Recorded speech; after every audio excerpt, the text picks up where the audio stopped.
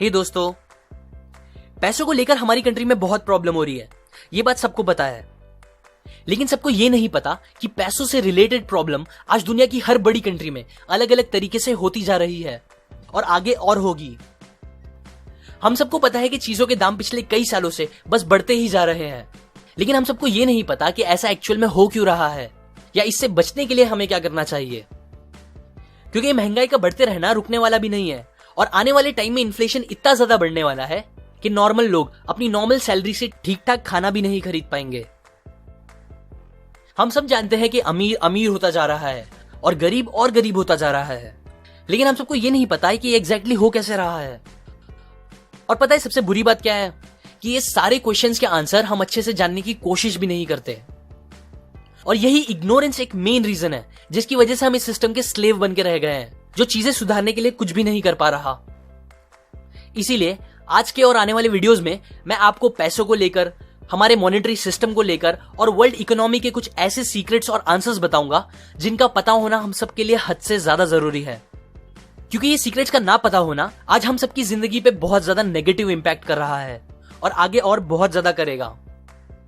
So let's begin with the hidden secrets of money. इंसान की true wealth उसका time और उसकी फ्रीडम होती है, जो आज उससे लिटरली चुराई जा रही है, बहुत इजीली और इनफैक्ट लीगली। अब अगर आप सोच रहे हो कि ऐसा कैसे पॉसिबल है, तो ये समझने के लिए पहले आपको पैसों की हिस्ट्री पता होना जरूरी है। ज्यादातर लोगों को पता ही होगा कि पहले जमाने में इंसान लेन देन करने के लिए बार्टर सिस्टम का यूज करता था, जहां एक सामान खरीदने के लिए हमें कोई दूसरा सामान देना पड़ता था। जैसे कि समझो मेरे पास अगर एक मुर्गी है और आपके पास चावल, तो मैं आपको अपनी मुर्गी दूंगा जिसके बदले आप मुझे चावल दोगे।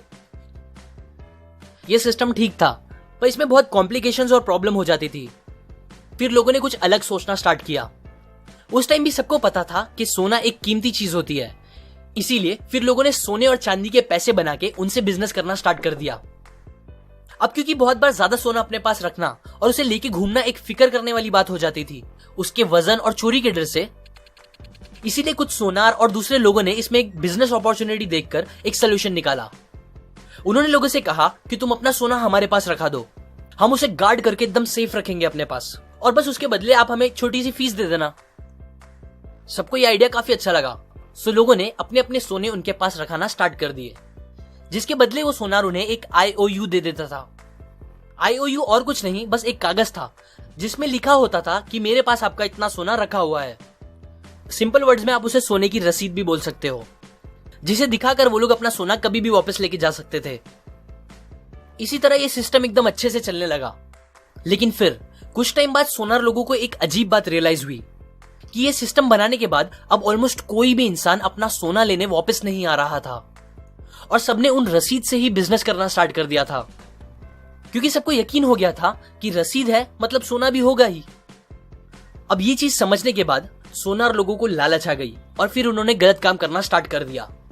क्योंकि अब उनके हाथ से बनी हुई रसीद ही पैसा बन गया था, इसीलिए वो लोगों ने नकली और ज्यादा रसीदें बनाना स्टार्ट कर दी। उनके पास तो सोना होता भी नहीं था, लेकिन फिर भी वो ज्यादा रसीदें बनाते जाते, जिसे वो दूसरे गरीब लोगों को उधार देकर, मतलब लोन पर देकर, उस पे इंटरेस्ट कमाने लगते। इसी तरह उन लोगों ने अपने मन के हिसाब से बहुत सारी रसीदें छापी और दूसरों की मेहनत, टाइम और फ्रीडम छीन कर उनसे खूब पैसे कमाए। ऐसे स्टार्ट हुई दुनिया की सबसे बड़ी चोरी। वो सोना संभाल के रखने की दुकान दुनिया की पहली बैंक थी और वो रसीद दुनिया की पहली करेंसी। आज हम सब ग्लोबली इतने बड़े फाइनेंशियल क्राइसिस में जी रहे हैं, उसका सबसे बड़ा रीजन ये है कि हमें करेंसी और मनी के बीच का डिफरेंस नहीं पता। बहुत से लोगों को लगता है कि करेंसी और मनी दोनों एक ही चीज है, लेकिन ऐसा है नहीं। करेंसी एक मीडियम ऑफ एक्सचेंज है जिसे आप कहीं भी लेके घूम सकते हो, जो जल्दी खराब नहीं होता, जिसके छुट्टे कराए जा सकते हैं और जो फंजिबल होता है। मतलब आपके जेब में जो 100 रुपए है वो मेरे जेब के 100 रुपए से एकदम सेम है और उनसे हम सेम चीजें खरीद सकते हैं। ये होती है करेंसी। मनी में भी ये सारी प्रॉपर्टी होती है, जैसे कि वो भी पोर्टेबल, ड्यूरेबल, डिविजिबल और फंजिबल होते हैं। लेकिन जो मेन डिफरेंस मनी को करेंसी से अलग करता है वो ये है कि मनी एक्चुअल में कुछ वैल्यू स्टोर रखता है अपने अंदर, जो सालों साल तक उसमें होती है, जिससे उसकी परचेसिंग पावर भी बनी रहती है। एग्जाम्पल, सालों पहले जो फिएट करेंसीज दुनिया में चलती थी, आज उसकी कुछ वैल्यू नहीं होगी। लेकिन सोना और चांदी जो एक फॉर्म ऑफ मनी है, उसकी वैल्यू आज भी है, 100 साल पहले भी थी और 1000 साल पहले भी थी। जबकि फिएट करेंसीज बस कागज के टुकड़े होते हैं जिन्हें गवर्नमेंट्स और बैंक्स मिलके जितना चाहे उतना छापती रहती है, जिसकी वजह से उनकी वैल्यू आज तो है पर कुछ टाइम बाद नहीं होगी, जैसा कि हजारों सालों से चलता आ रहा है। लेकिन सोना और चांदी, ये दो चीज ने 5000 साल से अपनी वैल्यू बनाई रखी है और ये दोनों ही एक्चुअल मनी है, बिकॉज कोई भी इन्हें जितना चाहे उतना छाप नहीं सकता मशीन से। क्योंकि गवर्नमेंट्स और बैंक्स मिलके जितने चाहे उतने करेंसीज छाप सकती है, इसीलिए ज्यादातर होता भी यही है कि लालच और अलग अलग रीजंस की वजह से गवर्नमेंट बहुत सारी करेंसीज छपवा के मार्केट में लगातार लाती ही रहती है, जिसे उस करेंसीज की क्वांटिटी बहुत ज्यादा बढ़ने लगती है।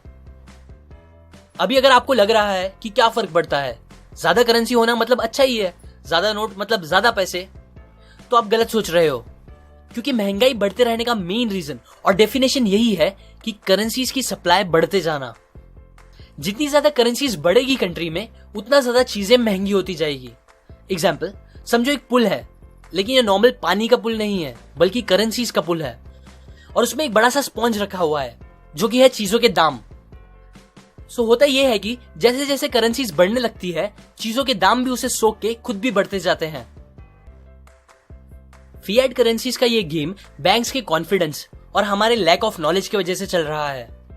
क्योंकि बैंक्स आपसे ये छुपाती नहीं है, बल्कि वो तो एकदम खुल्लम खुल्ला बताती है कि ये करेंसीज फिएट है, मतलब उनके पीछे कोई सोना नहीं रखा हुआ है। पर फिर भी हम इस बात को समझ नहीं पाते और उन रसीद को अपनी जान से ज्यादा वैल्यू देने लगते हैं, जबकि उसकी खुद की वैल्यू धीरे धीरे खत्म होती जा रही है और होती ही रहेगी इन्फ्लेशन की वजह से। सो टू कंक्लूड, अब हमें क्या करना चाहिए? सबसे पहला काम, आप खुद इस टॉपिक को एकदम अच्छे से समझो और फिर जितना हो सके उतना इस नॉलेज को लोगों के साथ शेयर करके उन्हें भी एजुकेट करो। क्योंकि कहा जाता है कि ये सीक्रेट्स जो मैंने आज आपको बताए और आगे आने वाली वीडियोस में बताऊंगा, ये सब बातें 10 लाख में से बस एक जन को अच्छे से पता चल पाती थी। इसीलिए ही हम इस सिस्टम के अभी भी स्लेव बने हुए हैं और कुछ भी नहीं कर पा रहे। लेकिन क्योंकि अब इंटरनेट और सोशल मीडिया का जमाना है, हम इन बातों को इजीली फैला के अपने खुद के, अपनी फैमिली और कंट्री के फ्यूचर को बेटर बना सकते हैं। सो इसीलिए जितना हो सके इस वीडियो को शेयर करो, क्योंकि जब तक सबको इस टॉपिक के बारे में अच्छे से पता ही नहीं चलेगा, तब तक हम इससे बचने के लिए कुछ कर भी नहीं पाएंगे। दूसरा, जॉब से ज्यादा बिजनेस करने का सोचो, अमीर बनो, अपने लिए नहीं तो दूसरों के लिए और कंट्री के लिए। क्योंकि बिजनेस करने से ही आपको इस सिस्टम से लड़ने के काफी लूपहोल्स मिलेंगे, ना कि जॉब करने से। तीसरा, थोड़ा इन्वेस्टमेंट गोल्ड और सिल्वर में रखो, क्योंकि वो ही रियल मनी है जो अपनी परचेसिंग पावर लंबे टाइम तक बनाए रख सकती है और जिसे गवर्नमेंट जब चाहे जितना चाहे प्रिंट या रातों रात बंद नहीं कर सकती। ये बातें मैंने आपको माइकल मलोनी की book guide to invest in gold and silver book से और उनके बनाए वीडियो से इंस्पायर होकर बताई है। अगर आप डिटेल में सारी बातें सीखना चाहते हो तो आप डिस्क्रिप्शन में जाके वो खरीद सकते हो, या अगर आप ऐसे ही मेरे थ्रू ये बातें सीखना चाहते हो तो आप मेरे चैनल के होम पे जाके उधर बने बेल पे क्लिक कर दें। इसे जब भी मैं नेक्स्ट वीडियो अपलोड करूंगा आपको उसका नोटिफिकेशन आ जाएगा। अभी के लिए लाइक करें, अपने व्यूज कमेंट करें इस टॉपिक को लेकर, शेयर करें इस वीडियो को अपने फ्रेंड्स एंड फैमिली के साथ, सब्सक्राइब करें। मैं और ऐसी काम की बातें आपके साथ शेयर करता रहूंगा, यूजुअली हर week. And finally, thanks for watching.